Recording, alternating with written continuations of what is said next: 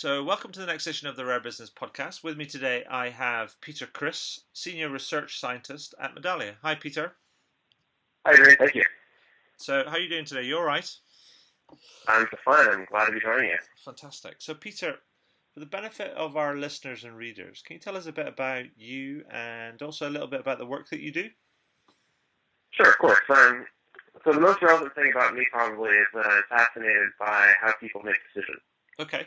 Before Medallia, I was at Carnegie Mellon University in Pittsburgh, Pennsylvania, Mm-hmm. in the Department of Social and Decision Sciences, which is a group of economists and psychologists and others, like mathematicians and historians, Okay. all studying how people make decisions. Cool. So most of my work there, starting at the beginning, was through lab experiments. So for the most part, we would bring students into a computer lab and have them play games for money. So we change things like how competitive the games are, how cooperative they are, whether they can communicate, whether they can lie, and see what we can learn about the reasons people do the things they do. Okay. So one of the things I was really interested in there, I still am, is social preferences. That is, like, how and when people care about fairness and willingness to pay to punish people who act unfairly, things like that. Okay. And then one of my other focuses was on trying to better understand communication and how it can be structured to get people to better outcomes. Okay. Wow. So, big science. That's good stuff. So, Yeah, it was fun.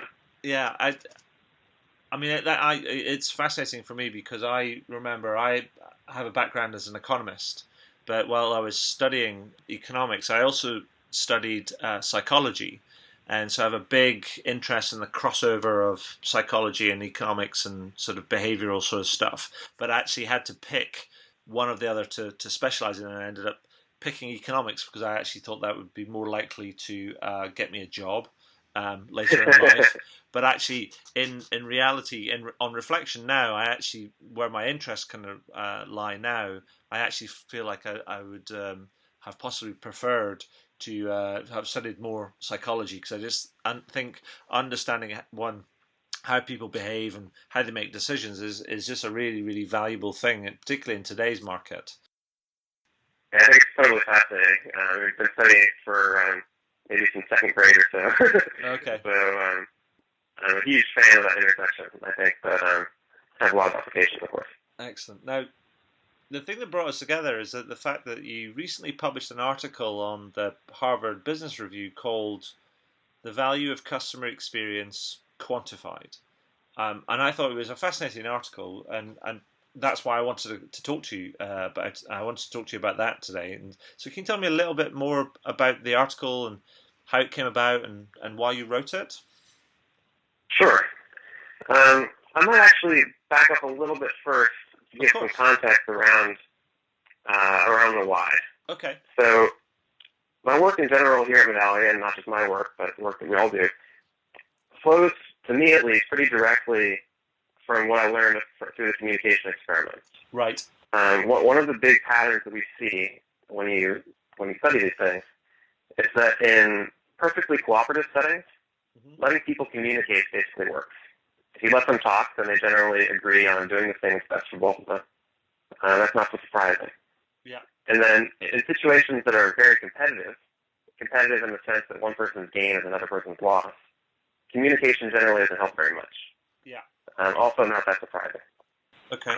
But we really don't understand the situations in between very well.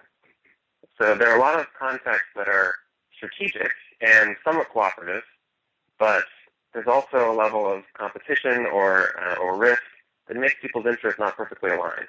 Right. And in those situations, sometimes communication helps, sometimes it doesn't. Sometimes just being able to communicate helps, even if you don't actually do it. It's very strange. So this is exciting to me because it means that we have a really big opportunity. Okay. Because a huge number of the problems in the world are in this middle ground.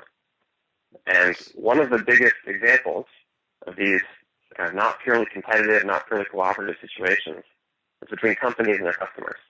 Okay, yeah. So that's kind of... Sorry, go ahead. No, I was saying, I was just acknowledging the point, saying, yeah, okay, I can see how those sort of relationships and those points of contact and communication opportunities, I guess, would sit in the middle. They're neither completely competitive and they're neither completely collaborative either, I guess. Exactly. Okay. So it's interesting to me how in different industries in particular, companies sort of at least act like they see that relationship either as more competitive or more cooperative. So telecoms are, at least in the U.S., one notorious example of this. Some are better than others, of course, but they sometimes act like they're playing this game of, I want your money, you don't want to give it to me, so how can I get it from you? Yeah. And so they trap you into contracts and they have intentional confusing billing and so on. And I believe, and it's very consistent with our philosophy here at Medallia, that a far better business strategy for the long run is to figure out how to be cooperative with your customers. Yeah. So to find out what they want and need that you can provide at a reasonable cost, and they'll actually willingly pay you for it. You don't have to trick them. And this is, of course, not a new idea, and it's easier said than done, which kind of brings us to the work of Medallia. So we're trying to solve this communication problem in a way that enables these companies to learn faster than they could otherwise. Right. And we do that by trying to get that communication between frontline employees and customers they serve, make that as fast and seamless and action-oriented as possible. So, long intro to the question of this particular article. So, a lot of people talk about, of course, customer experience and how important it is. But we found actually looking around that it's really hard to find published results from real companies showing how much having a better experience actually influences the customer spending. Right. It's easy to write down a model, but of course you want real data behind it. So some companies, of course, do this privately with their own data. But I've been surprised at how many actually not even taking that step. And this is, I think, a big problem because it's one of these situations where if leaders and companies understood how important it was, then they would make decisions that would be both better for them and the company and better for their customers. Uh-huh. So by not doing this, we're just kind of leaving value on the table that's really good for everyone. Well, except maybe your competitors. Yeah. It's good for the company and good for those they serve. So that's what brought us to doing these studies. The concept, I assume most listeners have not read it. The concept was to take two major companies with very different business models, one transactional and one subscription-based, and apply some modeling techniques and leverage the fact that we have feedback from customers and also future behavioral data from those customers, how much they actually spend and when. Right.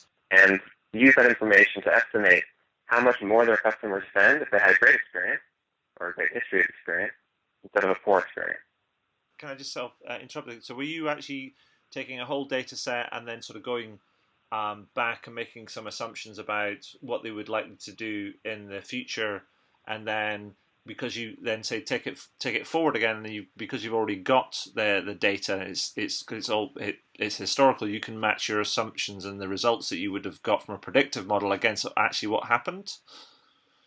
So we used the data we had to build the model. Okay.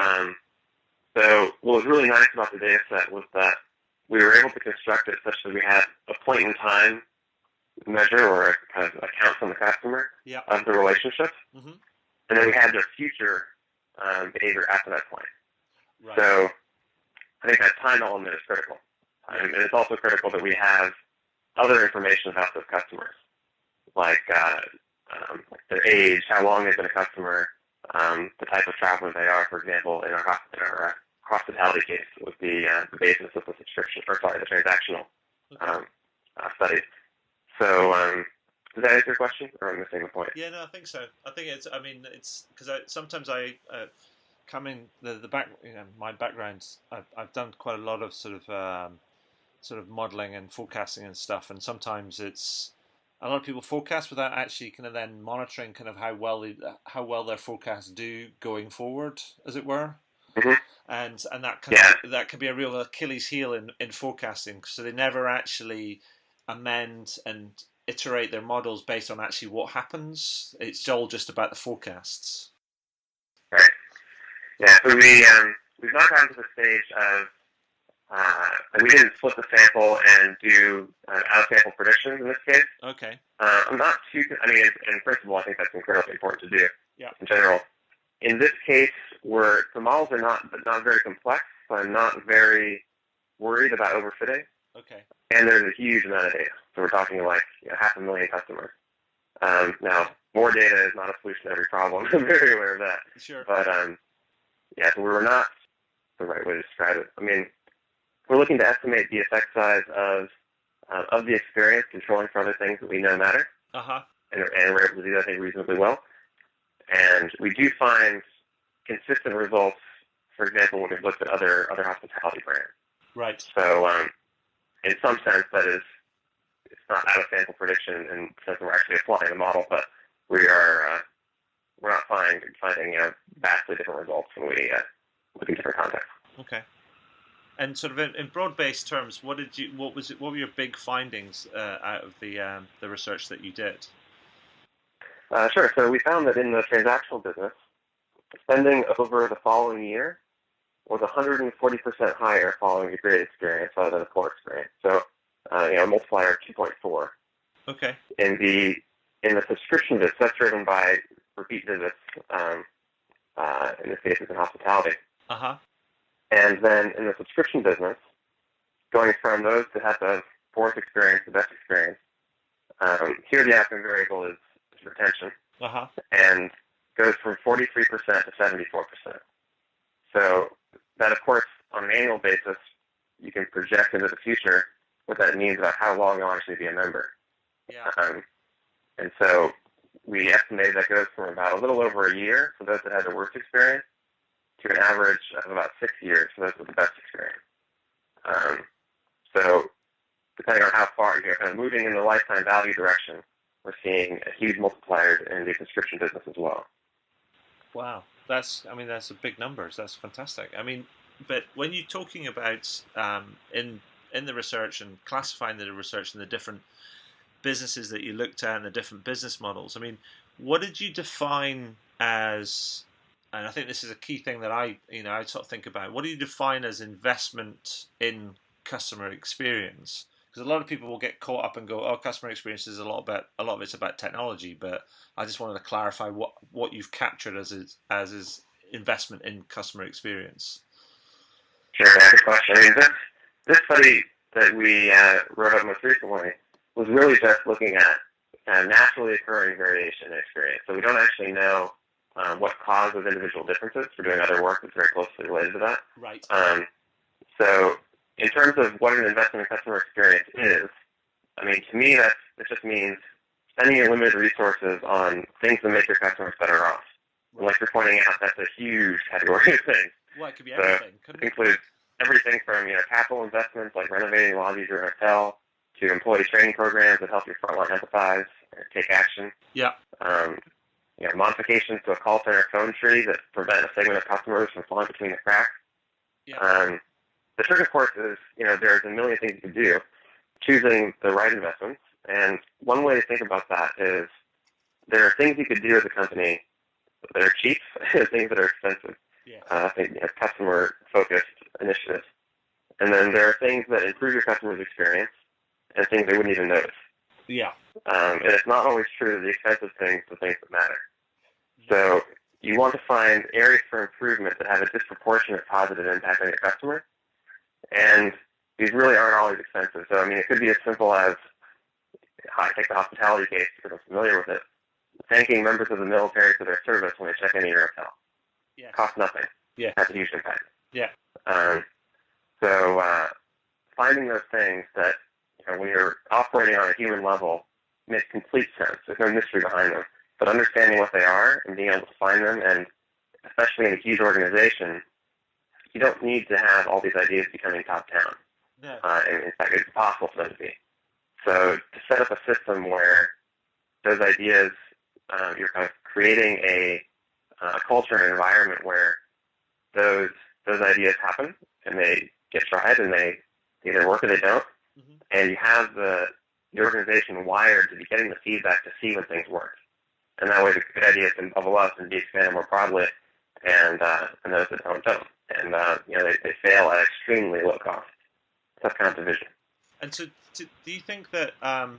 Because I think I've got a couple of questions around what do you think the key lessons are for firms sort of listening in from your research, but also the second part of the question as well is about whether or not investing or improving your customer experience is that Do you think investment returns will decline over time just because of the competitive nature of the market, and therefore it's not a one-shot deal and it has to be a continuous thing? I mean, what does your research tell you about those sort of things?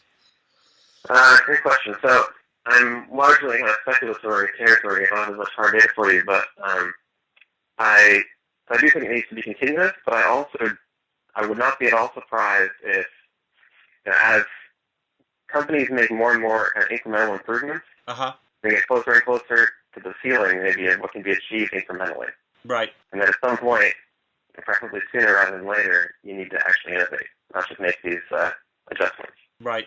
And I think that thinking, 5, 10 years into the future, companies that figure out how to do this customer-centered innovation at scale are the ones that will really succeed. So, I mean, how to do that, I have some ideas, but not any case studies, for example, on that. But that's my gut.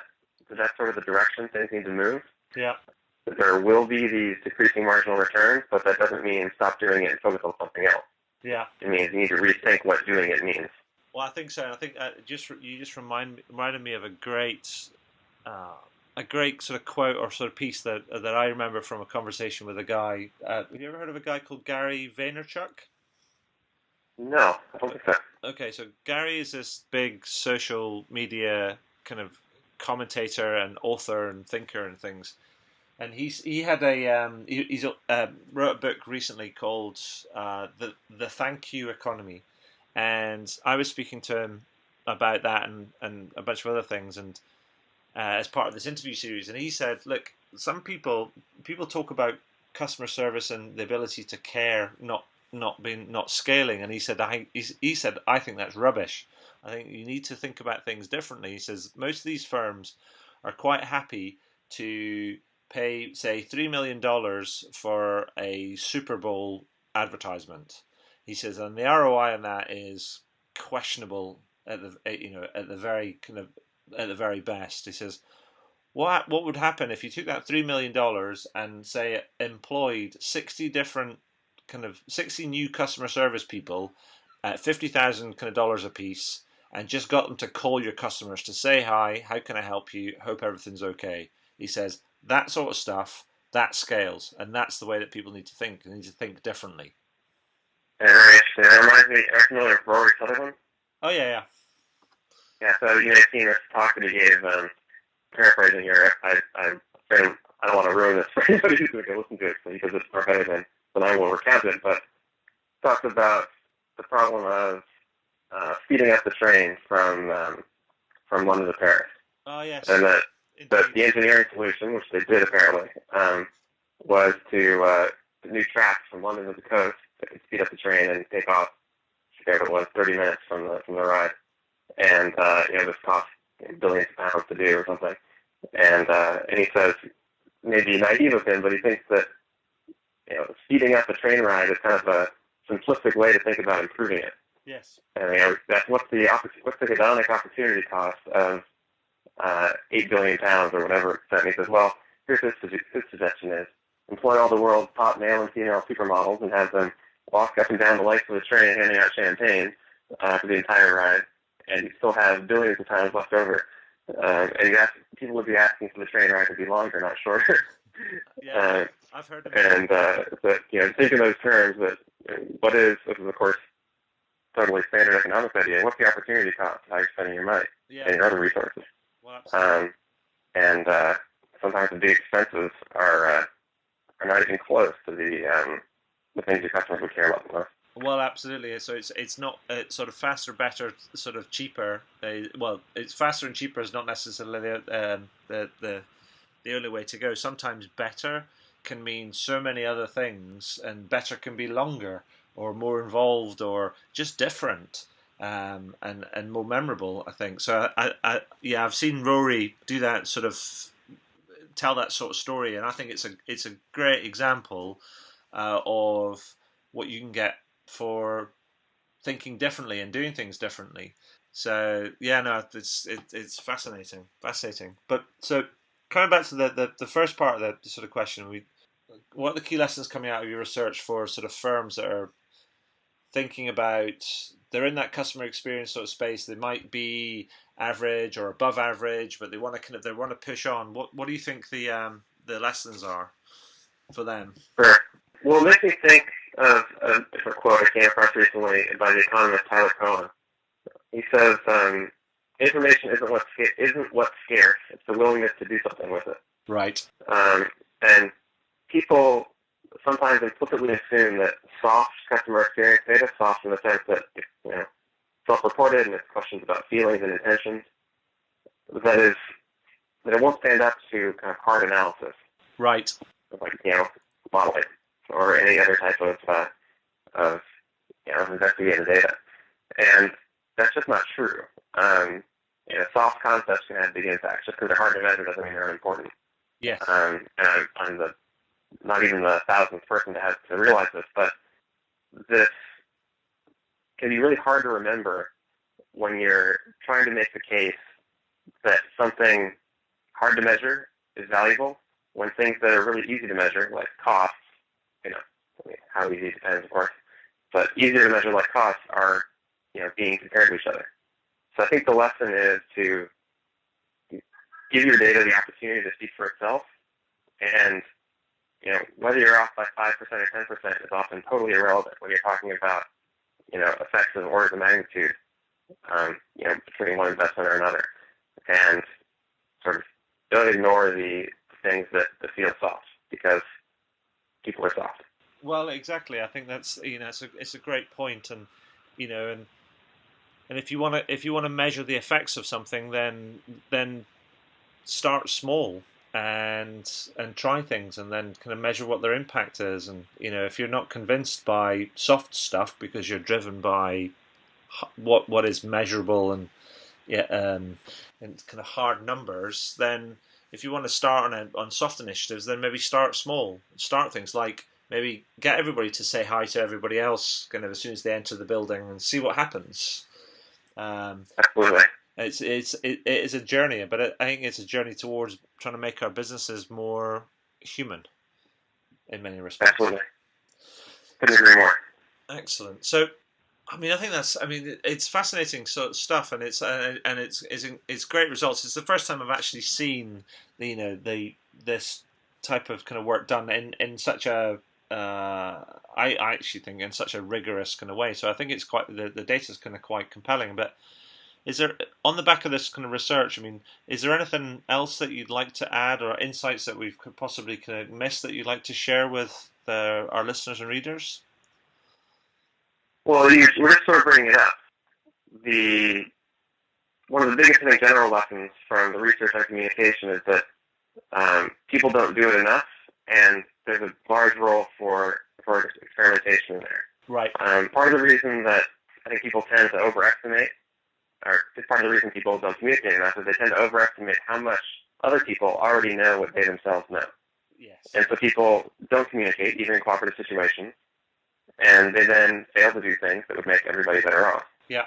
So the top tip, which is very general and not original, is just communicate. So ask yourself, what am I assuming about what the people I'm trying to cooperate with, whether they be your customers or your colleagues or your partners, that what are you assuming they know that they may not already know? Yeah. And it's more likely, I'm trying to phrase this in a not totally confusing way, it's more likely than you think that they don't know it. Yes. And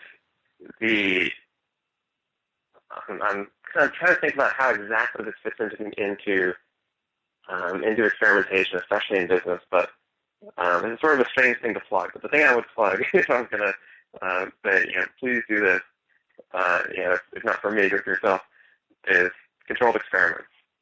You can think, one way to think about them is clinical trials for business. Yes. A little bit of careful thinking around creating the right comparison group can help you learn more, learn faster, and learn at lower risk than you would otherwise about how new initiatives are or are not going to be successful. Yeah. And it's very common to roll them out in a way that you do it in the area that you think is going to work the best, and you just compare, like, well, is that group or whatever the unit is doing better than it did before? And often that's good enough. Yeah. But there's always other things going on at the same time. Yeah. So you could actually learn more with more confidence if you even do a smaller rollout, but make sure that you randomize between groups or employees or customers who are otherwise identical. Some of them get the new initiative, some don't, and compare them directly to each other. And it's a super simple idea. It's been outrageously successful in science, and it's being done in business for sure, but I think not being done nearly as much as it should be. Fantastic. I also think, Peter, is that what you were talking about there about communication and assumptions and stuff, and it makes me think that communication is a bit like modeling and forecasting, in that the results are what you get, but the only thing that you should really be changing or should be thinking about are the assumptions that you make. Absolutely. Do you make that? Does that make sense? Yeah, totally. I mean, when you think about, I always have this problem when we're doing analysis and trying to communicate results, either within our own company or externally, that people want to know about confidence, and we have very precise ways of calculating confidence that completely ignore the main source of ambiguity. So when you say the confidence interval is 2.3 or whatever, that's all conditional on your assumptions being perfect. Yes. And that's where we just part of the reason it's hard to communicate is we don't know the right answer about how do you actually judge confidence. But I think that having the right understanding of that problem and always having the check of, do you think this is the way the world works? Yes. And explicitly thinking about what are my assumptions going into this.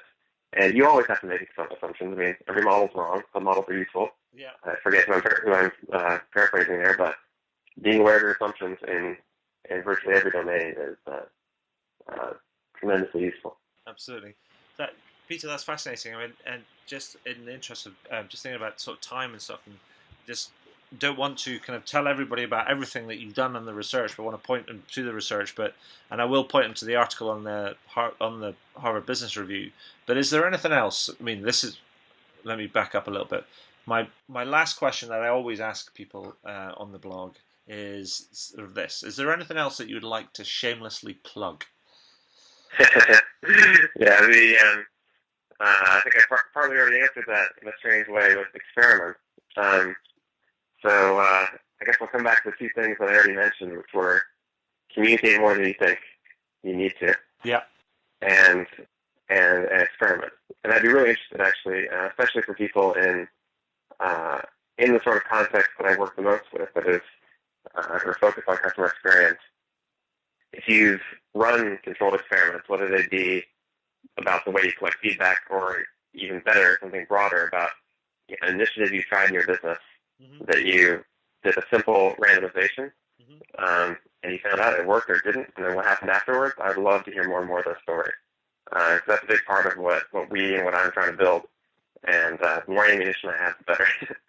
So, well, I'll the plug would be reach out and tell me. Yeah, well, we'll make sure that I'll get that written up and I'll get it edited up, and I'll keep my eyes and ears open for instances of when people have done that, and when I come across them, I'll be sure to share them with you. But wonderful, Peter, that's been really fascinating and great talking to you, and thank you for your time today. That's been brilliant. Great, I really appreciate the conversation as well.